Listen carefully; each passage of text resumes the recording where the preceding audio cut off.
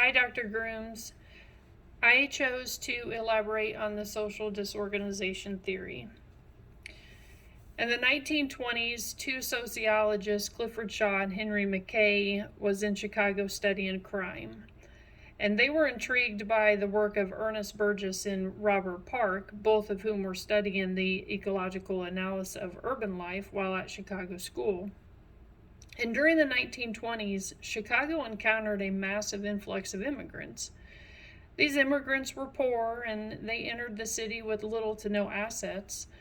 And the immigrants could not communicate with their neighbors because they had spoken different languages. And the barriers began to create a lot of distress and put hardship on the relationships within the neighborhoods. The wealthy were disgusted by the living arrangements of these immigrants, and they labeled them as criminals and animals. They simply did not want to associate with them. So those who could afford to move away from them, they did, and the wealthy began building their own neighborhoods away from the slums. As continuous turnover occurred in the city, more and more businesses and institutions closed their doors and moved towards the people, the richer communities. And this left places like schools and libraries and churches and public safety buildings even further away from the poor neighborhoods.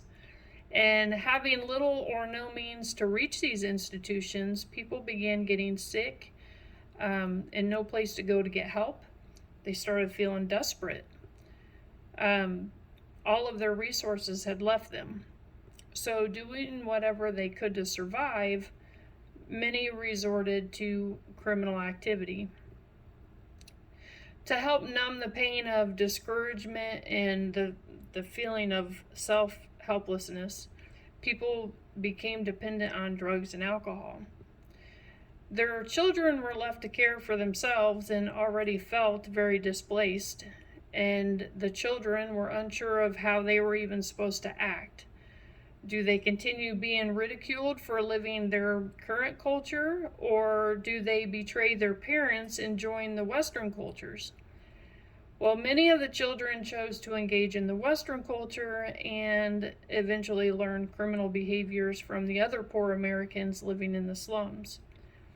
Well, it wasn't long before the children were disassociating from their parents and running completely wild. Their communities were so disorganized by this time that the communities were really ran by crime and corruption. Abandoned buildings were now housing homeless and drug dealers. The neighborhoods no longer shared any type of values, and there was a lack of trust amongst neighbors. People could not come together on common grounds to work out problems. Instead, people began taking matters into their own hands. Well, as Shaw and Mackay witnessed this process, they defined it as social disorganization.